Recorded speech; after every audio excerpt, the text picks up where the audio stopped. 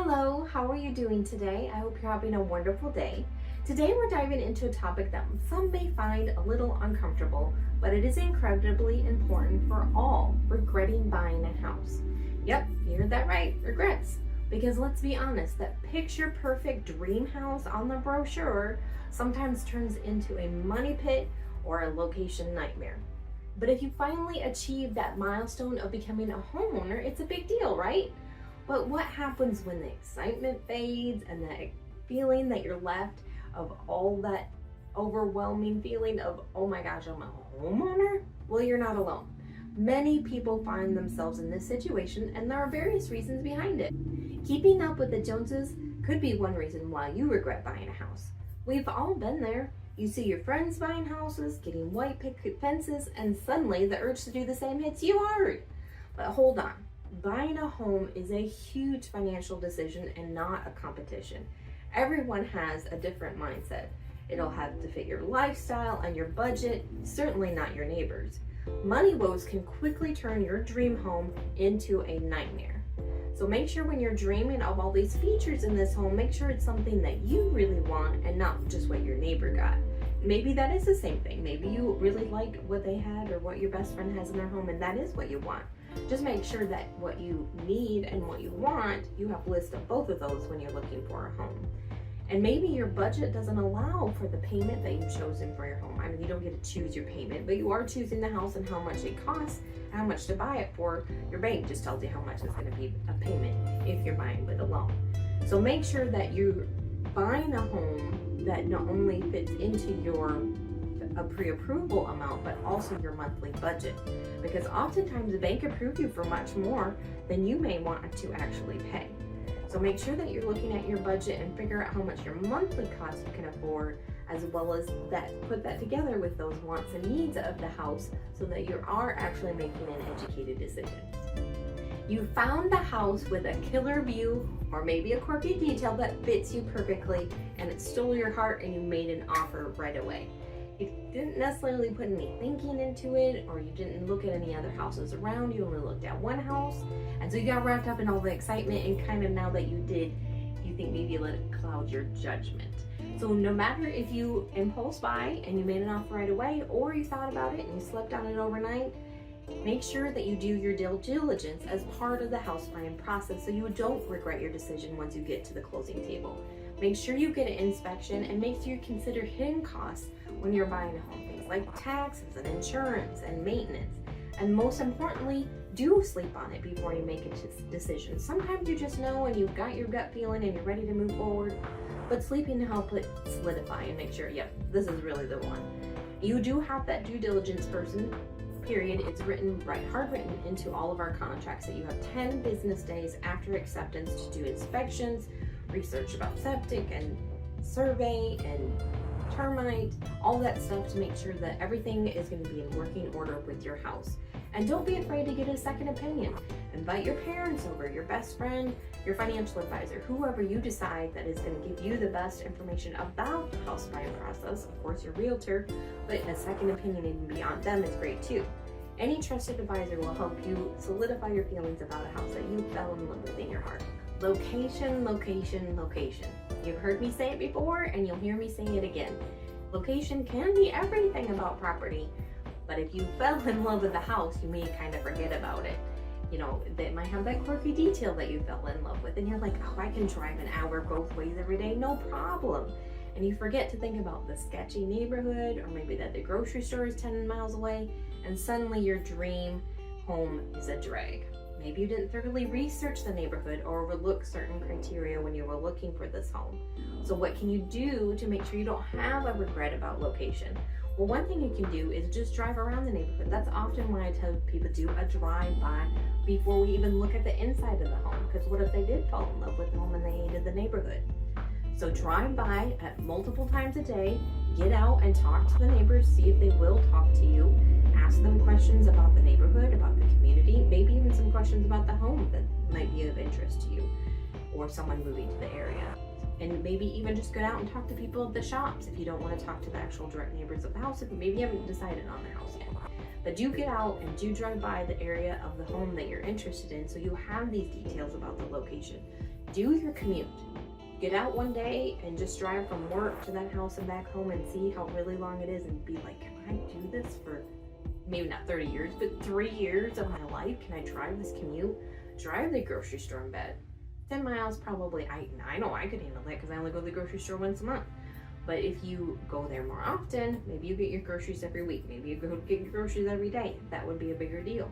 Maybe check with your job and see how solid it is, because if you or your partner lost your job or got a new job, that could be the big difference about that location and how problematic it could be if you ended up buying this home and then things changed.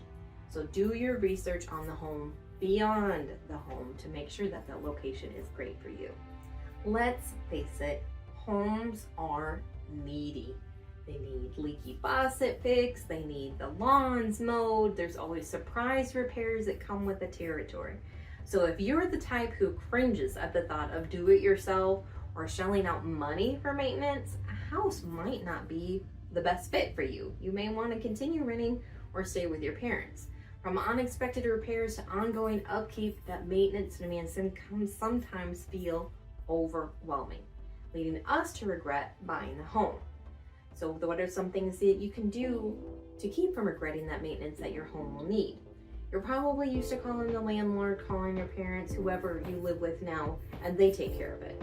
So be prepared. Get your list of trusted advisors, trusted professionals that you can contact when you have an issue if you aren't the do-it-yourself type person. Also have an emergency fund, so if you aren't that person, that you can call them and know that you can afford that payment so that your home doesn't have delayed maintenance. And maybe if that does feel too overwhelming, maybe you are best to be staying as a renter so that you don't have to worry about that upkeep. But there are definitely ways that you can get around it, and there's also materials that you can use in your home that require less maintenance, like vinyl siding doesn't have to be painted like wood siding. There's other things that you can do so that your home doesn't require so much maintenance and so that you don't have to worry about maintaining it so much. We all think that we know exactly what we want, but life can definitely throw you some curveballs. Maybe your dream job ends up taking you across the country, or your family situation changes. Maybe you have a new baby, maybe you have to adopt someone, maybe your kids grow up and move away. Buying the house with an idea that it will be your forever home can limit your flexibility in the future. Life is unpredictable, and what may have seemed like the perfect place at that time may completely misalign with your goals in the future.